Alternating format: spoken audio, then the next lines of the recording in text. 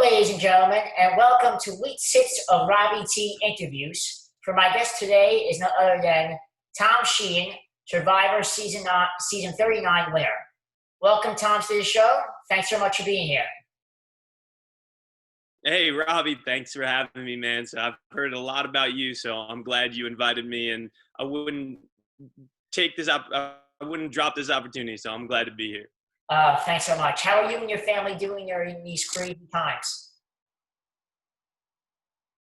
It's crazy times, but I think Survivor kind of prepped me for this. On Survivor, you're stuck on a remote island. You can't really leave it. You're stuck in your place. So, it's just like I'm playing Survivor again, but I'm stuck in my apartment where nothing to go. But we're all healthy. We're all safe. So thank God about that. How about you, Robbie? We're doing good, bored also, but that's the least of our worries. As long as everybody's healthy, that's what matters. Yeah, exactly. I know you're an elementary school teacher on the island, but when you're not Zooming and teaching, what are you doing in your free time to stay busy? So I teach fourth grade, and that was my passion, that was my dream. But when I'm not doing that, I live in on a beach town, so I love going to the beach. I love to surf. I love to play sports. So right now, that's even hard to do. But I try to stay active as much as I can, and and still I just love anything sports. I watch sports and I play sports. So that's kind of what I like to do when I'm not teaching. Staying active, I like it. So my first little question for you, Tom, is what made you want to get on Survivor, and who introduced you to the idea? So my whole entire life, I've watched Survivor. I've watched it since I was 7 years old, season 1, and I was just hooked. It was a show that my family would get together. We would watch it always together. It used to be on Thursday nights, and we would watch it as a family. And now that it's on Wednesday nights, I drive to them and we still watch it. And then growing up, it was just a passion of mine. I've always pretended. I would role play. I would play in the backyard, pretend I was playing Survivor. And I always just was like, yo, I can win this game. And eventually, just randomly one year, I never thought of applying, though, because I was like, I heard that they have millions of tapes. They're never going to pick me. Yeah. And then one year, everybody just kept asking me, like, you'd be so good on that show. You'd be so good on that show. So I was like, you know what? This is the year. Let me put a tape together. Let me send it off, and let's see how it works. And, luckily I got picked, and luckily I got to play the game that I've been a fan of since I was 7 years old. Wow, that's awesome. Lifelong dream fulfilled. So let's talk about the application process a little bit. What was that like? So people think, to get on Survivor is probably harder than to win Survivor. So I've talked to my casting director, and he said they get about like 600, 700,000 videos that they all they sift through. So I asked him, I was like, do you watch every video? And he's like, yeah, we have a casting team of about 10 people, and we watch every single video. So the first step is that you have to create a 3-minute video. So you have to keep it short, and they want to hear stories. They want to know all about you, what your life's about, what your strategy is going to be. So I created a video, a video of me teaching, a video of me playing sports, and put it all together.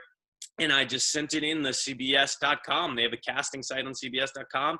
I sent it in, and then a casting director called me, and she said, I love your video. But I got all excited thinking I'm going to be on the show, but that's not how it works. After you get that phone call, it's probably about 3 to 4 phone call interviews. Wow. And then about 3 to 4 Skype interviews, like what we're doing right now, Robbie, on Zoom. And then after that, they fly you to LA. They narrow it down to probably 200 people. They fly you to LA. And when you're in LA, you're sequestered in like a hotel room. And every day they pull you out for like 3 or 4 in-person interviews. And these interviews are with like 50 people in a room. And they're just like, dance, monkey, dance, entertain us. And you have to tell stories, you crack jokes, you have to make them laugh, you have to make them cry. You have to show them that you're going to be great television. Yeah. And after every single day, that 200 just kept dwindling down lower and lower and lower. And then after about the 10th day, they flew me home, and I heard nothing. It was radio silence for about, I would say, 4 to 5 months. I heard nothing. So I was like, damn, I didn't make the show. And then one day they're like, hey, in 3 weeks, we're flying you to Fiji. Get ready. Wow. So it was a long, long process of phone calls, video interviews, Yeah. in-person interviews. They fly you to LA, and a lot of stress, and it's really hard to get on the show because only 10 guys, 10 girls get on the show, and luckily they picked me to be one of them. How long would you say that process was from when you applied to when you got the phone call that you were on? I applied late July, and I got the call that I was going to be on the show, I would say early March. So Wow. every day there was something else. I had to send them photos of myself. I had to send more videos. I had a phone call. So probably for about 7 or 8 months, I had something probably to do every day or every Yeah. other day until that March time. So it was a long, long process to get on. The way CBS talks about it, they said, hey, we're a multi-million-dollar, TV show, and we're investing in you to give us good ratings. So they're Yeah. like, you are an investment for us. We got to dot our I's and cross our T's. They're not going to just put someone off someone pull them off the street because they might quit. They might not be good television. So they go through everything. They do background checks. They go through everything. They called all my friends to ask them stories about me. And it's a crazy long process. Wow. So when you found out that you were selected, how did you prepare? It's funny. So after leaving LA after I was leaving LA, it was like finals, and I was like, I had a good feeling I was going to be on that show before I got that call. So during that time, I rewatched every single season, and I watched why did the winner win. So I didn't watch it really for pleasure. I had a whiteboard, I had a notebook, and I would watch every single winner and say, why did they win? What did they do in order to win? And then I also looked at people that kind of looked like me, like that were mid-20s, athletic guys, and I would say, why did they lose? What did they do wrong? Why did they lose? So I had all this strategy that I studied, but I also practiced my balance, and then I also started to starve myself a little bit because I tried to teach without eating, because on the island you don't get to eat. So I'm like, hey, if I can teach a day of 9-year-olds without eating, then I could survive on an island without eating. So I would start starving myself and trying to, because think about it, when you're hungry or when you're tired, you're not your normal self. You're usually angry, right? Mm-hmm. So I was like, that's what gets you voted off. So I would try to starve myself and put myself in uncomfortable situations and make myself pretend I was happy and still smile and not get angry. So I tried to practice, being hungry and being tired and being starving and stuff like that. Wow. You definitely deserve to win, my friend. That's some preparing. So you said when they called you and said that you were on the show, it was 3 weeks and they were going to fly you out. How was it like to drop everything and just have to go down to Fiji? So that's what it was. When I got that call that I was on it, it was about 20 minutes of pure excitement. I was screaming at the top of my lungs. I was so excited. I'm like, I have a 1 in 20 shot at winning the show. I've dreamed of this show since I was 7. And then after that 20 minutes, I'm driving home actually from work. And then reality set in. I was like, wait a second. How am I going to pay my bills? How am I going to tell my students that I'm playing a Survivor game, but I signed an NDA where I couldn't tell people where I was? They didn't want the cast to be spoiled. So I had to figure out a way to go in 3 weeks to go across the world, play this game for 3 months, but not tell anybody where I'm going, still figure out how to pay my bills, set up my life so everything was okay. So I guess the Survivor game started early. So it was a lot of anxiety of I didn't want to let people down. I knew I was going to be on national television. I just wanted to still be, I'm a teacher. I'm a role model. So I wanted to still portray myself like that. When my students watched me, I didn't want them to be like, oh man, that's my teacher. I wanted them to be proud of me. So I think there was a lot of weight on my shoulders that, not only do I want to do well, but I want to still be a great role model to, my students when I was out there. So what were some of the things you had to do before you were able to leave, like work and stuff, like family? Were you allowed to tell your family you were going away, or not even your family? Yeah, so they make us sign an NDA, which is a non-disclosure agreement, which means we can't tell anybody. So they make my family sign that also. Because how am I supposed to? I live with my fiance, right? How am I supposed to leave for 3 months without her knowing? I'd probably come back and not get married. So yeah, they sign a non-disclosure also, so they know They know what's going on. So, I ran through ideas with them, and then I was honest with my school too. I told my principal where I was going. Well, I had to ask her if I could go. I needed my Yeah. job back when I came back. And then my superintendent was really cool with it. Actually, the superintendent at the time was a Survivor super fan. So he was super fired up, and really, I thank everyone that let me drop everything and let me go and fulfill my dream, because Yeah. my principal said no, I wouldn't be able to do that. So I'm very thankful for the people in my life to let me go out and play and live out my dream. Hey man, that's awesome. What was it like living on Fiji for 3 months? I mean, that must have been awesome. Yeah, that's the first people's instinct, is to say how amazing it is to live in Fiji, right? Fiji is one of the most beautiful. It actually is the most beautiful place I've ever been to. I've been to many countries. I've been to many islands. Fiji is a honeymoon destination, right? It's clear view water. But however, when you're on that island for 39 days, you don't realize I don't get to go back in that hotel room and have, a nice fancy drink with pineapples and do all that. I have to sleep in the dirt. I have to deal with the bugs at night. So it really, I appreciated the beauty, but I also realized how hard it is to live out in the wild. I don't have a tent over my head. The show is as real can be. I was starving, but the Yeah. hardest part of all was the rain. At night, it wouldn't be 95 degrees. It drops to about 55, and then it downpours. You've heard of tropical storms, right? Where Yeah. it's not just raining down, it's raining sideways. The wind was blowing our shelter off. So you're sitting there in the pouring rain, in the mud, and just wishing the next day the sun could come out. But the other thing is, you don't know the weather, right? There's no Yeah. phone, there's no iPad. You can't look up the weather forecast. So when you would hear that thunder coming in, your body would diminish, and you would just be like, oh no. And some nights I would stand under a tree and just watch the stars cross the sky and hope that the sun comes out soon. So it really is tough physically and mentally, that game. Wow. Those nights must have been like, how were you able to even fall asleep? Like, So some nights you don't sleep. I'm not gonna lie. And those nights where it poured, it was physically impossible to sleep. You would just stand up. I remember someone from my cast, Aaron. He was so cold, he was just sprinting on the beach just to keep his body warm. So what would end up happening is, once the sun came out, you would like crawl out from under your hole, and like then your body would just pass out because you would finally felt warmth and comfort. yeah. So some nights you wouldn't sleep, and it was tough. But hey, it was also, that's such a cool part of the experience too. I Yeah. could say I lived 30 days without a house, without Wi-Fi, without food and stuff like that. So it really tested me, and I like testing myself as an athlete. So it was a Yeah. really cool experience. If anyone's prepared for this pandemic, it's you, my friend. Yeah, that's what I'm saying. This is just round two of being on the island, but at Yeah. least I have a roof over my head and I can still get food somehow. So I'm okay. So take us through your daily routine of being on a show. Like, how often did they film? When did they film?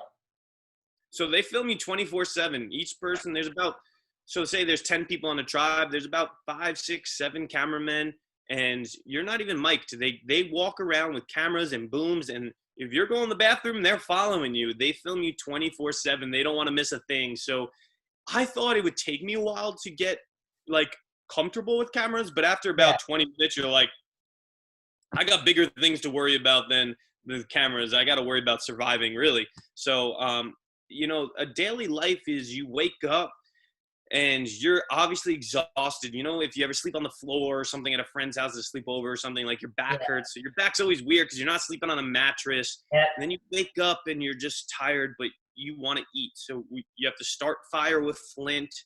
You have to boil your water to drink and to, eat your rice. And then the rest of the day, you're kind of just sitting around. You are game playing, and you are strategizing, and you are backstabbing, but you're not doing that 24/7. So a lot of times you're just sitting there and you're kind of bored, and you're just sitting there but doing things. But I got to do really cool things on the island. I went spear fishing. We created a spear and we would spear fish.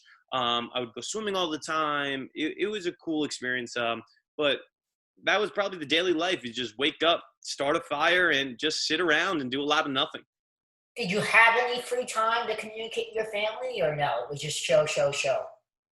Oh no, they don't let you communicate at all. Even when you get voted off, they don't let you call your family. So, when you get voted off, they bring you to a hotel, but they still don't let you call your family because they don't want the results to be spoiled, right? So if Yeah, I called my fiance or my mom and been like, "Hey, how are you?" They'd be like, "Well, he got voted off." yeah. So even when you get voted off, you don't get to call him. So that was probably the hardest part of the game too, is not just the rain, but how much you miss your family and how much you realize, when I'm at home, like I call my mom every day, or I call my family every day, but if I don't see them every day, it's not a big deal. But when you're stripped of everything, everyone on that island is trying to vote you off. They're trying to backstab you. They are lying to you. You miss that somebody that actually truly loves you and that's there for you. No one on that island was there for me. Yeah. So I miss that comfort of home, those type of people. Teaches you not to take things for granted, even this pandemic, Oh, 100%. You know how we didn't have a chair out there. I was sitting Yeah. on the ground. I was like, damn, how much I miss a chair. A cup. I missed a cup. I needed to drink water. I missed a cup, a bowl, a fork. You had none of that. I miss fire. I miss warmth. I miss a blanket. I miss a pillow. Like all these little things that you take for granted sitting on the couch right now. I'm Yep. like, wow, I'm so lucky to have a couch. So it was really cool, like you just said, to appreciate everything that we do What was one of your favorite moments of being on the show? have. Winning it. Nah, I'm just kidding. Well, My besides that, of favorite course. part of the show was when there was eight. Yeah, yeah. No, I'm just messing. When there was 8 people left, we did this challenge. It was called the Loved Ones Challenge. So, like you just said, I haven't seen anybody from my family. I missed home so much. This is about day 33, 34. And if you won the challenge, your reward, he gave you a reward that you got to spend the day with someone from home. So I luckily won that reward. It was an obstacle course where you had to land a beanbag at the end, kind of like cornhole, and I won. So I got to take my now fiance, and we got to spend the day together. So I Was it like a finally. regular day, or was it like a survivor day where she also had to eat bugs? Oh yeah, yeah, yeah. She came to me. I didn't get to go to the hotel or anything like that. So Okay. we kind of went back to camp together, and she got to. But it was just I couldn't stop hugging her. I couldn't stop holding her. I was just like I miss the feel of someone that loves me, and like I explained before. So that was the coolest experience, and just having her get to be on television too, and Yeah. her to see where I was living and how I was. So she got to go home and tell my family like he's still alive, he's still in the game, he's doing well. So that was the coolest part, to get somebody from my family out there to see what I was doing. Now, I can imagine one of the hardest parts about being on the show is the food situation. What was that like, and was it as really bad as it seems from an audience perspective? Yeah. Oh man. I knew I was gonna be hungry, but I didn't know I was gonna be that hungry. So they do give you some food. They don't give you granola bars behind camera. It's the show's as real can be. They don't give you anything. But the day you start the game, they give your tribe a bucket of rice. And your tribe now has to divvy it up and divide it so it lasts you the whole game. So that that bucket of rice to last 39 days is about 2 spoonfuls of rice a day, Yeah. or maybe 3 spoonfuls. So you're not eating. Imagine just having a little bowl of rice every day. So I lost 29 pounds Wow. out there. I lost 29 pounds in 39 days. So it's as real can be. You're hungry. You're starving. Like I said, I went spearfishing to catch some fish when I caught a couple of them. But it's hard to be on your game when you're that hungry. It's hard to strategize and to do these challenges. Imagine I told you right now, hey, for 30 days, all you can eat is 2 spoonfuls of rice, and now go run an obstacle course. You're gonna be like, Yeah. I don't want to do that. So, Nope. All you want and to do mentally, with food. that's so true. But also mentally, like to strategize and to think on top of your game when you're starving, you're depleted of everything. So they don't give you anything. I get asked that question all the time. Yeah. It's as real can be. I lost 29 pounds, and the only thing they give you is rice. Wow. Was there ever a moment during the show that you said, "That's it, I'm gonna quit"? Never. No, Yeah. I'm not a quitter. I don't care if I had to stay out there for 5 years. You would have to drag me off that island. That's just how I am. I have this motto where I played sports growing up. When like you're a basketball announcer, right? So when I Yeah. was on that basketball court, I forgot everything. I gave everything when I was out there. I became like evil. Like I'll dominate you. I'll do whatever I have to do to win. But once I step off that court, I'm that nice guy. I'm shaking your hand. Yeah. I'm going to, hang out with you. You can come over and hang out. So I viewed the same thing. When I was on Survivor, I was on that sand. I was giving everything I had. I don't care what I had to do. I am running through you. And now that I'm off, I'm not playing anymore. I'll now be your best friend. But I was out there on a mission and nothing was going to stop me. Now, was any part of the show staged, or was it all 100% real, what we saw? 1,000% real. They never give you a line to say. They never tell you who should win immunity. They never give you an idol. Wow. Everything is 100% real. Nothing is staged at all. They cast 20 people that they like, and they say, now it's your game. If, sometimes at tribal council, I would just be like, I'm not answering that question, but Jeff would be like, okay, moving on, and, there's some, they don't mess with anything. That's why I love the show so much. And even me going on there, I'm like, do they hint that you might be going home? Nope. They are so good about keeping the game authentic, and I appreciate that.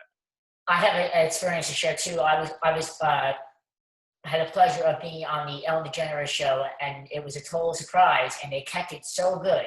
So I can relate. They really do keep it secret as much as possible. So they're good with this. What'd you say? Sorry. I said you're a very popular guy, and last week when I announced it, you were going to be on the show. I actually had people reach out to me and told me how much they love the show. So I offered them a chance to ask a fan question. Hope you don't mind. So the first fan question comes from Lacey in Long Island. She wants to know, what was the turning point of the game when you knew you would make it to the end, do you think? I've never got asked that question. That's a really good. Who was it? Lacey? Good question. So I would say I'm going to go back to the loved ones reward. There was 8 people left. And when she ran out, when I won that challenge, I hugged her and I said, I'm going to win the $1 million. Right around 8 people, I knew I was going to win. I just had that feeling. I knew nothing was going to get in my way. When there's 20 people left, there's so many variables in the game. Yeah. You can get idled out. You can lose a challenge. You can get blindsided. But when there's 8 people left, I'll never forget, she went home and she's like, Tommy told me he's going to win. There's 8 people left. They're like, how does he know that? But just something about it, I just knew right around 8 people that, I was going to win this game. Awesome. Great answer. Take us through the finale. What was your mind going into the finale? And, of course, after your name was announced as Season 39 championship. What was that like?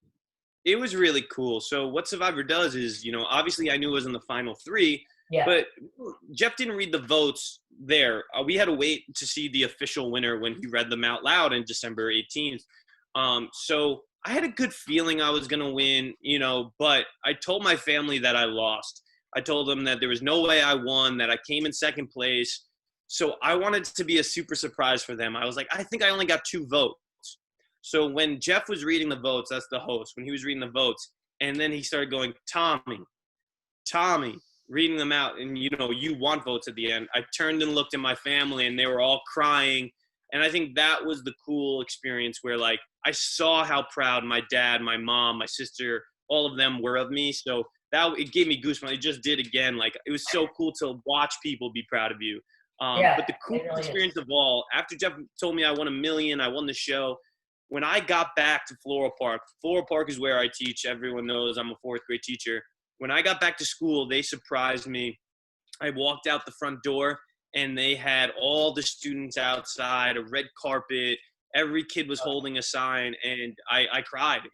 I think coming to my school where my students, kindergartners through 6th grade were proud of me, that was better than getting my name announced by Jeff to win.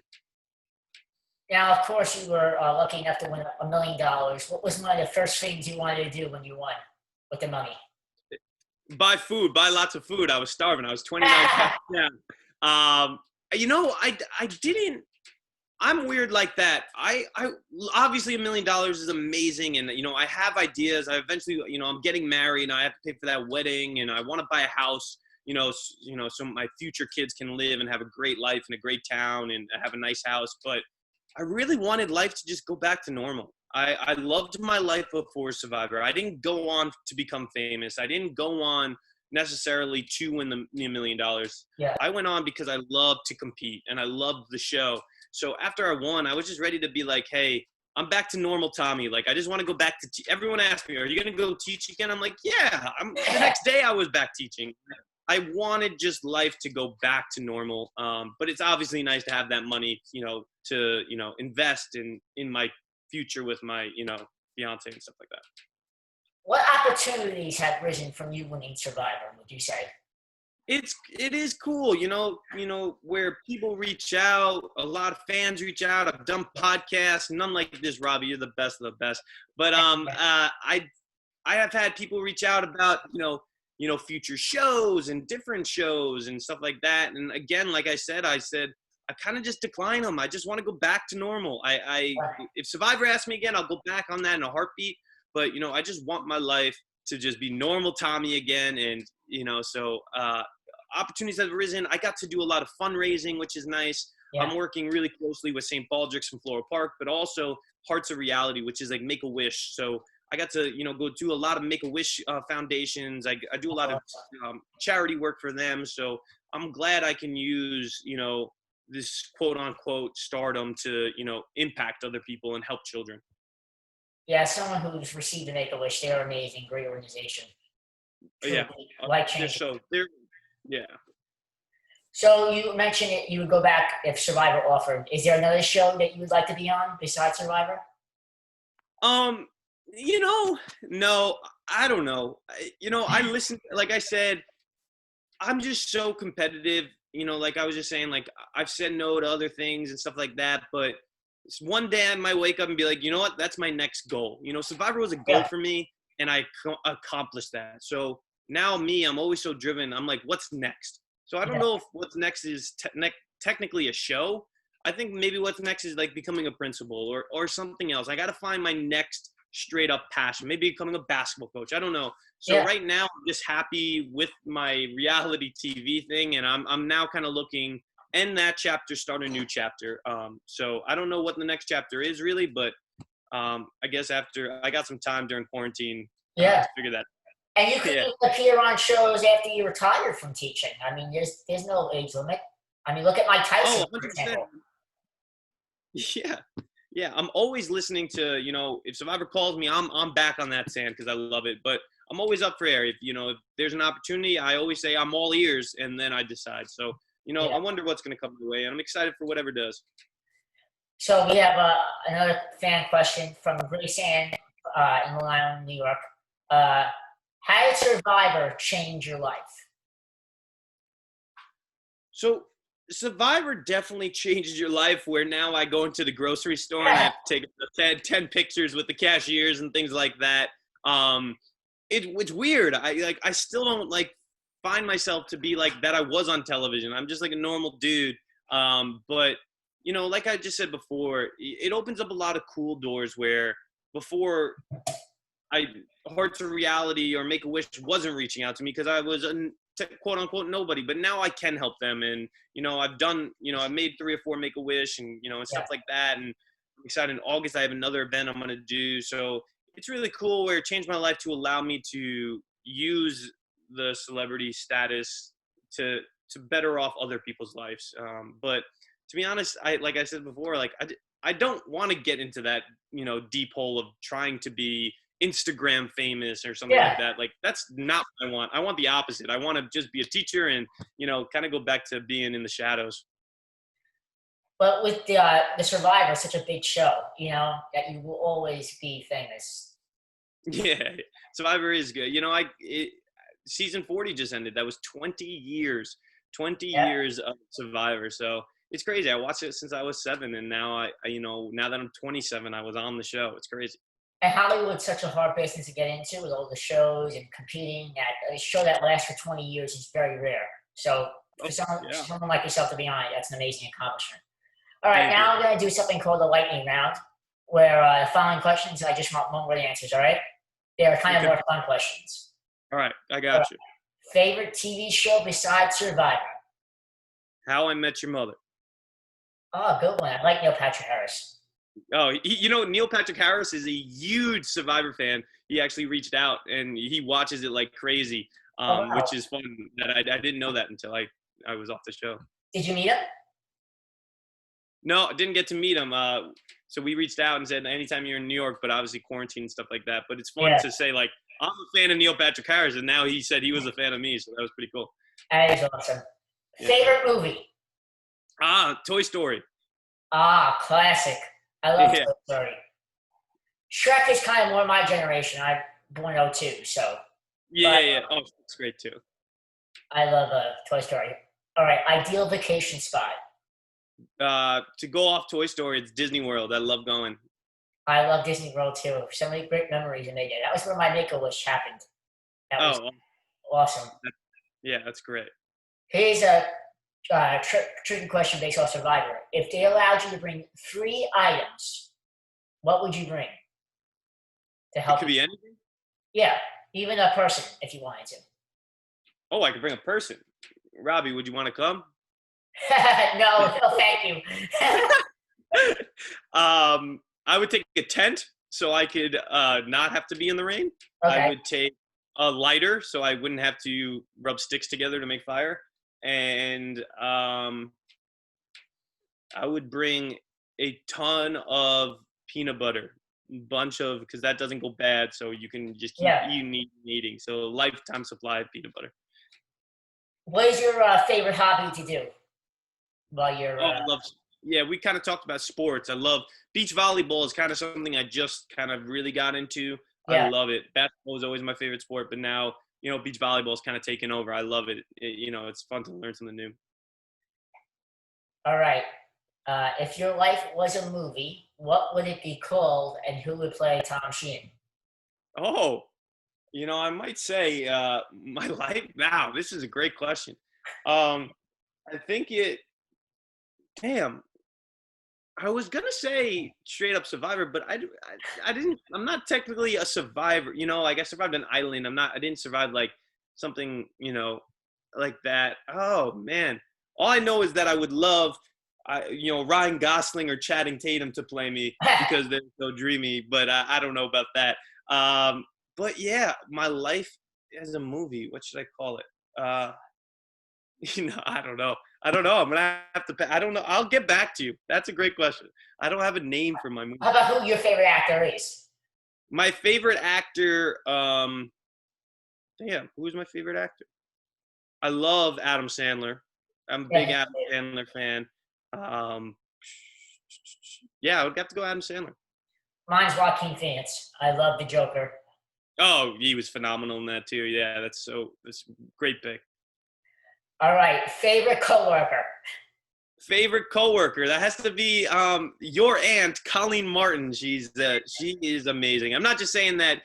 You should see what she does for these kids. She goes all out on special days like the day before Christmas or school spirit days. Colleen, she's the phys ed teacher, and me, we always do who can dress up the craziest and the most fun, and the kids get a crack out of it. She has never beat me, but but it's fun. She's all about the kids, and you got to love her for that. That's awesome. Yeah. And last question, last but not least, best interviewer in New York. Oh, best interview in the world, Robbie. That's easy. Thanks, my man. Ding, ding, ding. That concludes our interview. Thanks so much for being on. I know you're a busy guy. It means a lot. And I hope to see you on TV again someday soon. All right? Perfect. Thanks so much, Robbie. Thanks, everyone, for watching. Until next week, I'm Robbie Kleibel. Take care, everyone. Bye-bye.